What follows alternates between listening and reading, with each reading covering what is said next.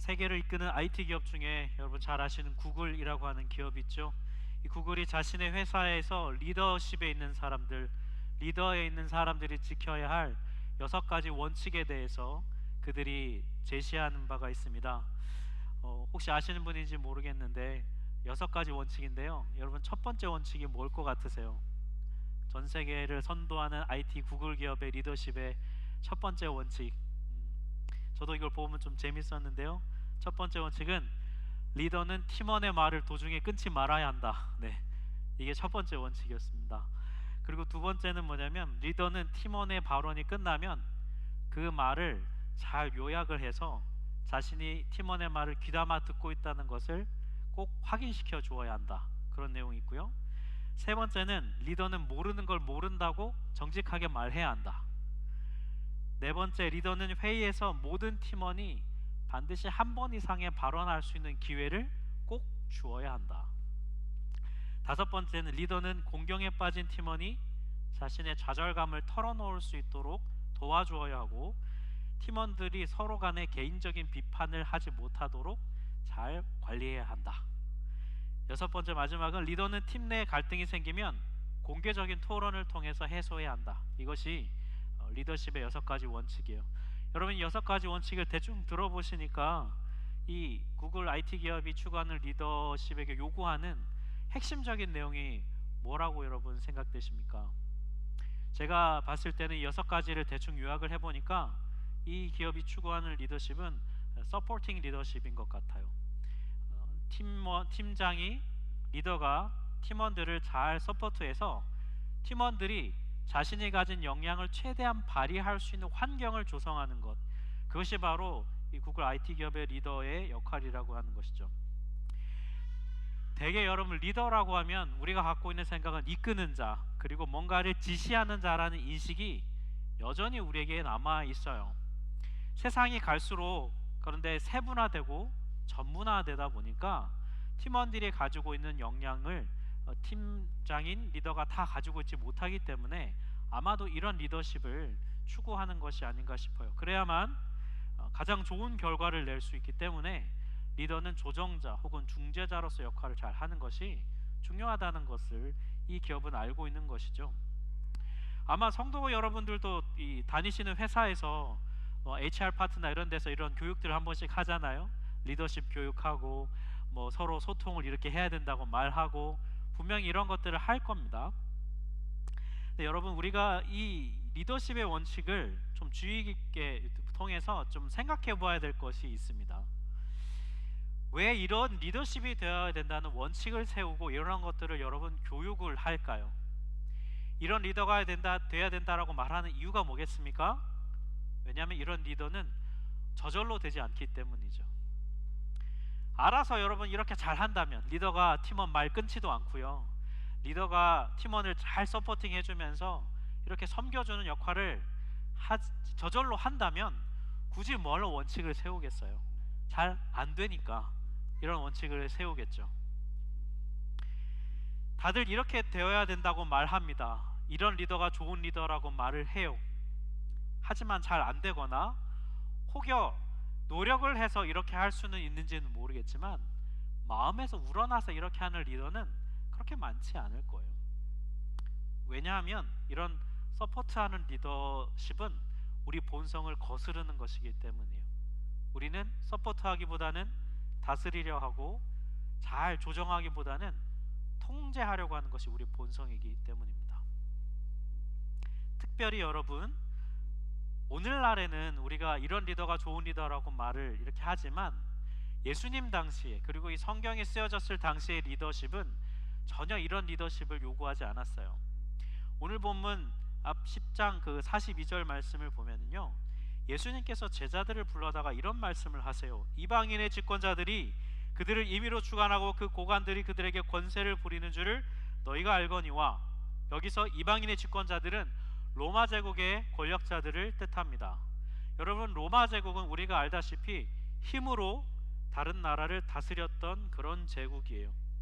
힘을 바탕으로 그 지역을 컨트롤했습니다. 여러분 힘으로 정복했으니까 이 로마가 정복한 지역을 계속해서 다스릴 수 있는 그 원리는 어디에서 오냐면 힘에서 계속 나올 수밖에 없어요. 게다가 여러분, 로마 사회는 계급 사회였습니다. 자유인 있고 노예가 있었어요. 이 사회를 유지하고 지탱하는 구조가 계급 사회였다는 것은 무엇을 뜻할까요? 계급이 없으면 그 사회가 무너지는 것을 뜻하지요. 이렇게 힘으로 다스리는 세상, 그리고 계급이 유지하는 세상, 이런 세상에서 어릴 때부터 자라고 그런 배경하에서 모든 세상을 이해하고 경험했던 사람들이 바로 예수님의 12 제자들이었어요. 이들은 뼛속 깊이 계급식 사회의 질서가 자리 잡고 있었던 사회에서 자랐습니다. 아, 세상은 이렇게 사는 거구나. 아, 세상은 이렇게 돌아가는 것이구나. 그들은 그런 방식에 길들여진 상태로 성인이 되어서 예수님을 만났습니다. 그러다 보니 예수님의 제자라고 해도 예수님에게 이런 요구를 해요. 본문 앞 10장 35, 36절을 보면 야고보와 요한이 예수님께 나와서 선생님, 뭘 원하든지 우리가 구하는 바를 좀 들어주시면 좋겠습니다, 이런 요청을 해요. 야고보와 요한은 형제지간이었는데요, 예수님의 수제자였습니다. 이들이 예수님에게 요구를 했어요. 그래서 예수님이 그래, 니들이 원하는 게 뭐냐 그랬더니 그 이어지는 37절을 보니 예수님, 영광 중에 우리를 하나는 오른편에 좌편에 앉게 해주십시오 라고 요청해요. 이게 무슨 말이냐면 예수님이 나중에 유대 왕국의 왕이 되시면 넘버 2, 넘버 3 그걸 시켜주세요 라고 요청한다는 거예요. 왜 이들이 이런 요구를 할까요? 이들이 이 요구를 하는 데는 근거가 있어요. 마태복음 19장 28절을 보면 예수님이 제자들에게 이런 약속을 주셨습니다. 내가 너에게 말하노니 세상이 새롭게 돼서 인자가 자기 영광의 보좌에 앉을 때에 나를 따르는 너희 12 보좌도 앉아서 너희가 12지파를 심판하리라. 이런 약속을 해주셨어요. 내가 나중에 왕이 돼서 세상을 새롭게 할 때 그때 너희들한테 한 자리씩 줄게, 이렇게 들렸다는 것이죠. 여기서 세상이 새롭게 되어 인자가 자기 영광의 보좌에 앉을 때, 이때는 언제를 말하는 거냐면 예수님이 이 땅에 다시 오시는 날, 재림의 때를 뜻합니다. 그런데 이 두 명의 제자들은 이걸 다르게 이해한 거예요. 예수님이 로마 제국을 뒤집어 엎고 유대 왕국의 독립 왕국의 왕이 되면 그때 한 자리씩 주시겠구나, 이렇게 이해한 것이죠. 그래서 어차피 한 자리씩 주실 텐데 이왕이면 저희 둘한테 넘버 2, 넘버 3 될 수 있도록 해주세요 라고 요청한 것이죠. 그런데 예수님은 이런 말씀만 하신 것은 아니거든요. 본문 앞 10장 33절 34절을 보면 예수님이 제자들에게 이런 말씀을 하셨어요.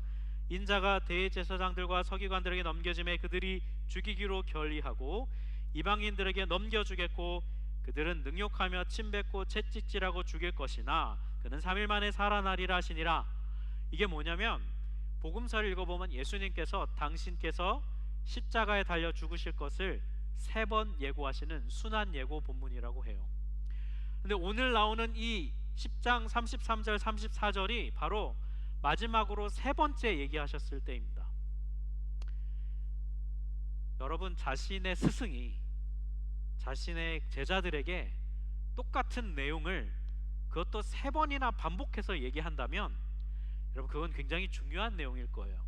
그리고 그건 제자들이 반드시 귀담아 들어야 하는 내용임에 분명합니다. 진지하게 반응해야 돼요. 그런데 이 이야기를 듣고 나서 3번째로 예수님이 하신 얘기를 듣고 나서 야고보와 요한이 한 얘기가 뭐냐면 저희 넘버 2, 넘버 3 시켜주세요, 이 얘기를 했다는 것이에요. 이건 뭘 얘기하기 주겠습니까? 제자들은 지금 예수님께서 하시는 이 순환 예고에 별 관심이 없는 것입니다. 아니면 별로 중요하게 여겨지지 않은 거예요. 왜 그럴까요? 이들은 앞서 말씀드린 대로 로마 제국의 그 시스템에 완전히 길들여져 있기 때문이에요. 세상 방식에 길들여져 있기 때문입니다.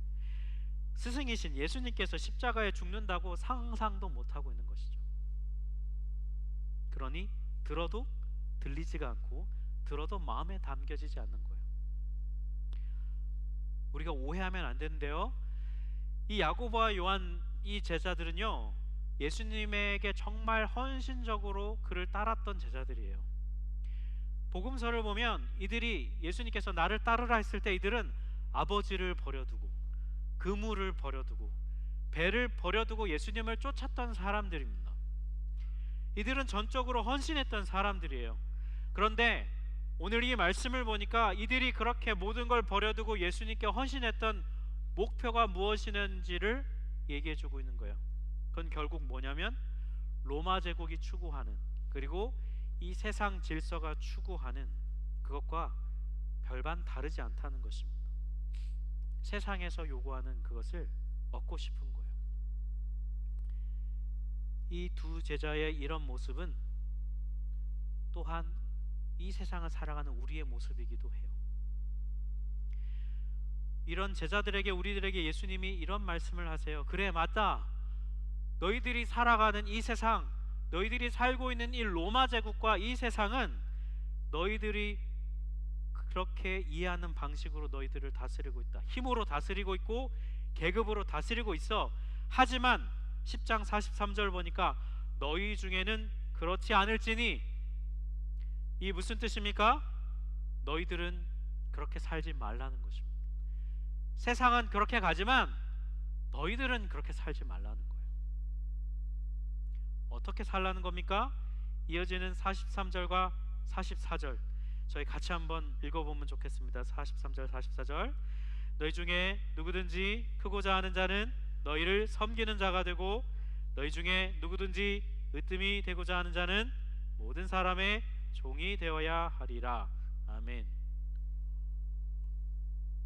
여기서 섬기는 자라는 헬라어 디아코노스 하고요, 종이라는 단어는 둘로스라고 하는 단어인데, 이 두 단어는 모두 다른 사람의 필요를 채워주는, 시중 드는 계급을 가리킬 때 쓰이는 단어였어요. 디아코노스와 둘로스. 당시 로마 사회 내에서는 식사를 할 때 옆에서 누군가 시중을 들어주었거든요. 서브했습니다. 뭐 갖다 줘라, 이거 치워라 하는 사람들, 그 옆에 서서 식사가 끝날 때까지 서 있었던 사람들이 바로 디아코노스와 둘로스였어요. 이들은 노예 계급 중에서도 그 중에서도 더 가장 밑바닥에 처한 사람들이었습니다.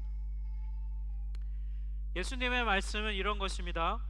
세상 나라에서는 이런 사람이 가장 낮은 사람이지만 하나님 나라에서는 이 디아코노스와 둘로스가 가장 크고 으뜸이 된다고 말씀하세요.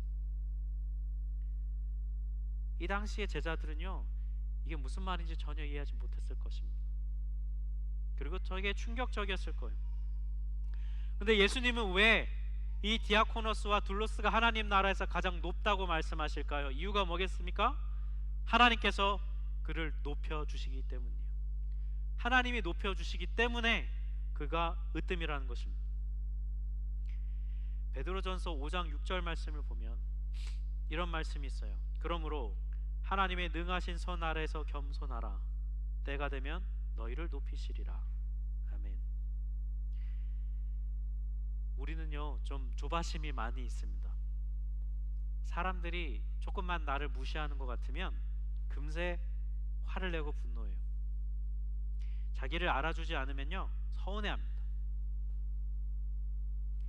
사람들의 인정과 사람들의 높여줌이 없으면 우리는 참 그걸 견디기 힘들어해요. 그게 바로 세상 나라의 질서고 방법이기 때문이에요.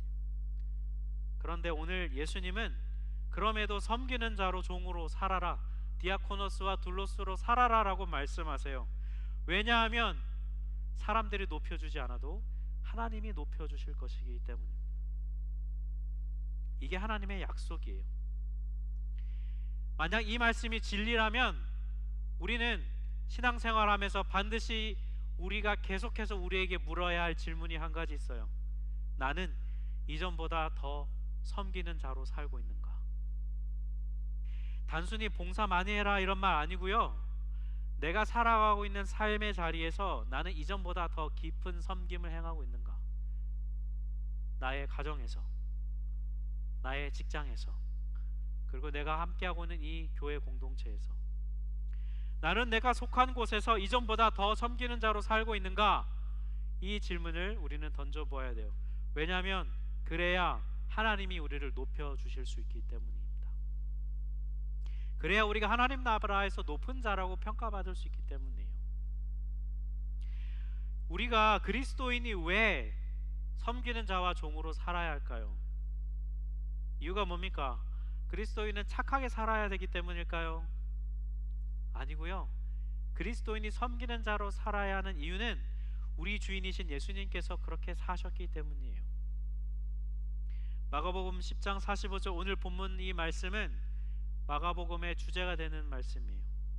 우리 같이 한번 이 구절 한 목소리로 함께 읽겠습니다. 인자가 온 것은 섬김을 받으려 함이 아니라 도리어 섬기려 하고 자기 목숨을 많은 사람의 대속물로 주려 함이니라. 아멘. 이거 좀 더 쉽게 세 번역에서 이렇게 풀었습니다. 인자는 섬김을 받으러 온 것이 아니라 섬기러 왔으며 많은 사람을 구원하기 위해 치를 몸값으로 자기 목숨을 내주러 왔다. 여기서 인자라고 하는 이 단어는 예수님께서 복음서에서 당신 자신을 가리키는 말이에요. 근데 인자라는 말이 원래 어디 나오냐면 구약 성경의 다니엘서 7장 13절 14절에 나오는 단어입니다. 거기 다니엘서 말씀을 보면은 인자는 어떤 자냐면 하나님 앞에 서 있는 자예요. 하나님 앞에 왜 서 있냐면 하나님께서 온 우주를 다스리는 권한을 이렇게 물려주는, 그걸 물려받기 위해서 다니엘서 7장 13, 14절에 인자가 하나님 앞에 서 있어요. 그래서 하나님이 그걸 주셔서 온 세상을 다스릴 권한을 받은 자가 바로 인자입니다.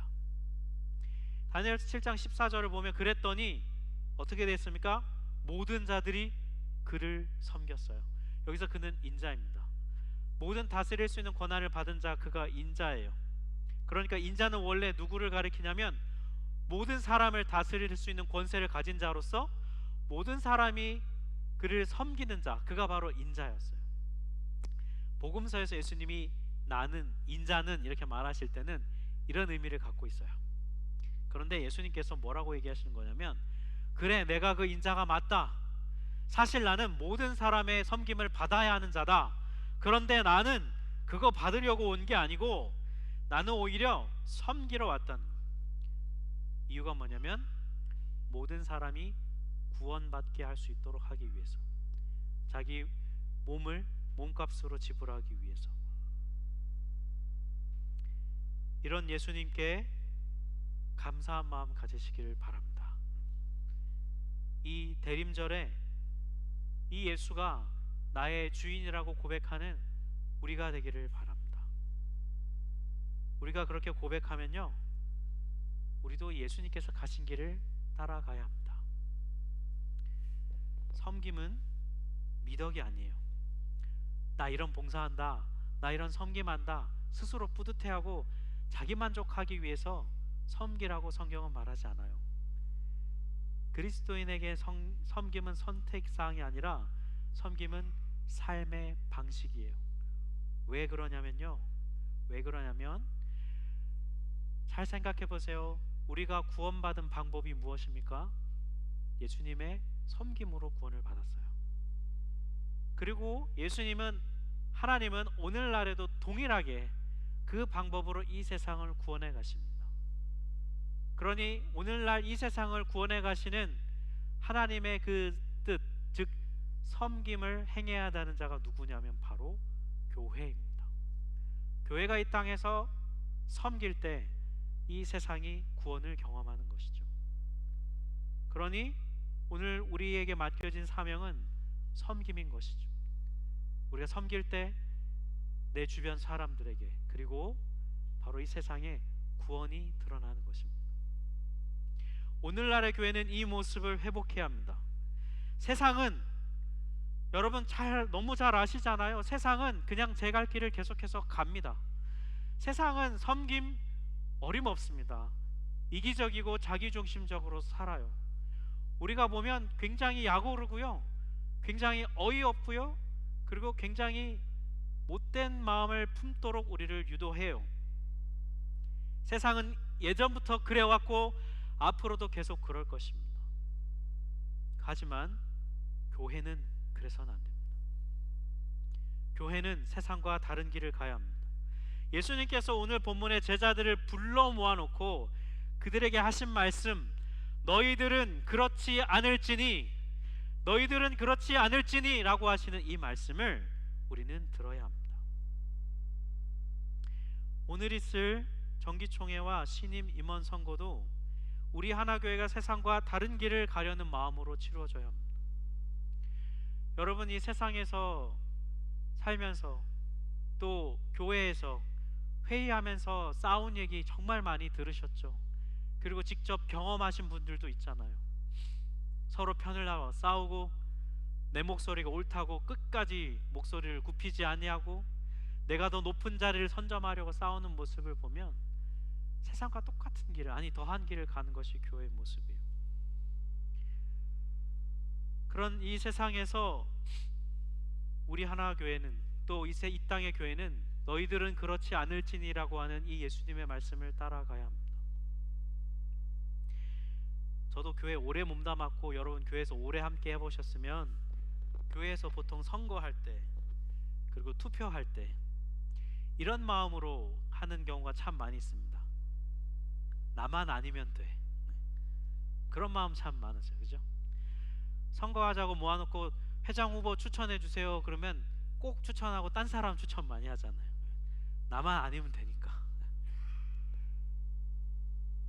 또 이런 마음으로 투표합니다. 저 사람이 인기 있으니까, 저 사람이 말을 잘하는 것 같으니까, 저 사람이 유능해 보이니까, 그래서 우리가 그를 잘 세워요. 그러면 교회도 그렇게 잘 갈 거라고 생각합니다. 근데 여러분, 그게 바로 교회가 세상의 길을 가는 아주 지름길입니다. 너희는 그렇지 않을지니, 이 원리가 여러분 사람을 세우는 일에도 동일하게 적용이 돼야 돼요. 유능하고 인기 있는 사람이 아니라 섬김을 행하는 자, 그가 교회의 리더십으로 세워져야 합니다. 왜냐하면 하나님은 그런 사람들을 통하여 일하시기 때문이죠. 임원 선거는요 여러분 인기 투표가 아니에요. 임원이라는 자리는 섬기는 자리이기 때문이에요. 지난 2년간 우리 분립개 쳐가면서 세워주신 임원들, 진짜 초반에 코로나며 여러가지 상황으로 잘 안정되게 가야 할 타이밍에 정말 그간의 경험과 여러가지로 정말 우리 하나교회를 잘 섬겨주셨어요. 이제 새롭게 또 2년의 리더십을 세워가야 하는 과정에서 이 흐름을 잘 이어받아서 성도들을 대표하고 교회의 리더십이 돼서 우리 하나교회가 하나님의 뜻대로 세워지도록 기도하면서 함께 마음을 모아갈 그 섬기는 리더십을 오늘 우리는 함께 잘 세워야 합니다. 하나님은요 우리 하나교회가 그리스도의 몸이 되어가도록 빚어가십니다. 그런데 그 그리스도의 몸이 되어가는 과정에서 하나님은 그 일을 사람을 통하여 일하십니다. 하나님은 하나님의 일을 당신의 사람을 통해 일하세요.